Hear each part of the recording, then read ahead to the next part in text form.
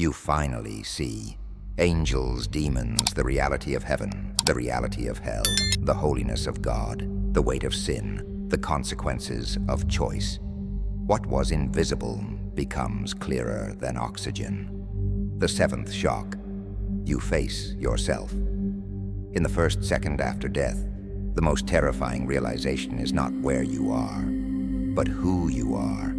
You see your soul with perfect honesty. No filters, no lies, no reputation, no pretending, no I did my best, no I'm a good person compared to others.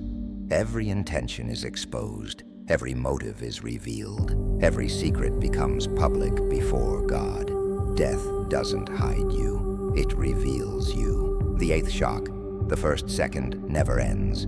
The soul enters eternity instantly, and eternity is not time without end. It is existence without seconds. There's no sunset, no tomorrow, no later, no countdown. Your first second becomes your eternal environment. If it's paradise, peace, joy, and glory surround you forever. If it's torment, regret, separation, and darkness become the new reality. That first moment locks into place eternally. This is what the Bible reveals about the very first second after death. It is immediate, it is conscious, it is spiritual, it is irreversible, and it is more real than anything you've experienced on earth. Have you ever stopped to imagine the exact moment your soul separates from your body? Not the funeral, not heaven or hell, not judgment day, but the very second after your final heartbeat. Every life, whether long or short, ends in the same silent moment. A breath that doesn't return, a blink that never opens again. And yet the Bible tells us that this moment is not the end. In fact, it's the beginning of the most real experience you will ever face. We spend our entire lives preparing for school, jobs, relationships, success, money. But almost no one prepares for the first second after death, even though that moment is guaranteed for every single human being on earth. The truth is, death is not a slow fade into darkness. It is a transition, instant, immediate, irreversible. One moment you're here, holding a phone, breathing air, feeling your heartbeat pulse in your chest. And the next, you're outside your body, fully awake, fully conscious, and more alive than you have ever been. The Bible describes death not as a disappearance, but as a separation. The body falls, but the soul continues. And when that separation happens, reality becomes clearer, sharper, and more overwhelming than anything we experience on earth. In that first second, every doubt you ever had becomes irrelevant. Every question becomes answered. Every illusion breaks. You suddenly understand two things with absolute certainty.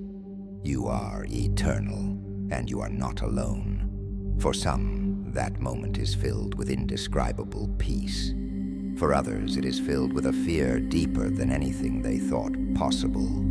The Bible gives clues, small windows, that allow us to understand what happens in that instant.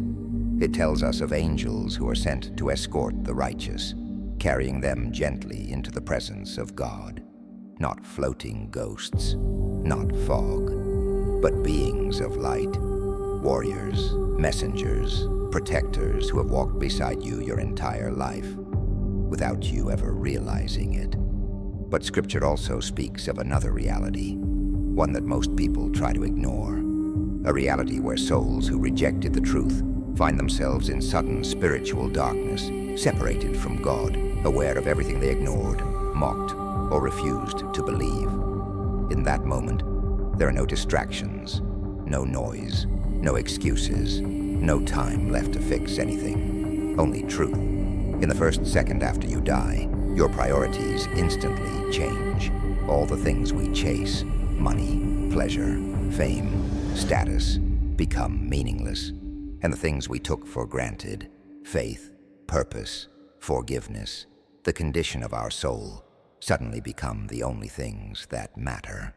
This moment is so powerful, so unavoidable, and so permanent that Jesus described it using two extreme images: a place of unimaginable glory and a place of unimaginable torment.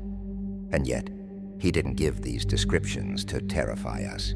He gave them to prepare us, to warn us, to awaken us.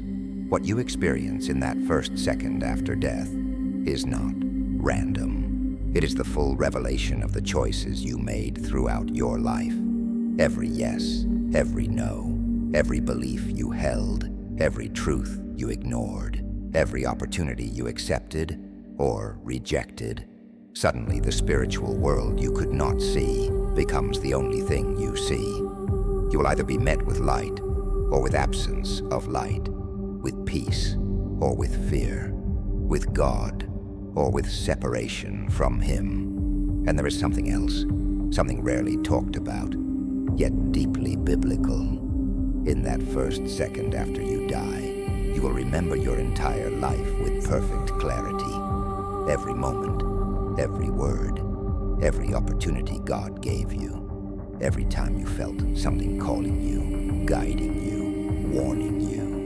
You will see how heaven tried to reach you, how God tried to pull you close, how you were never truly alone. And yet, even with all that, the most shocking part of the first second after death is this: you will instantly recognize that eternity feels more real than Earth ever did.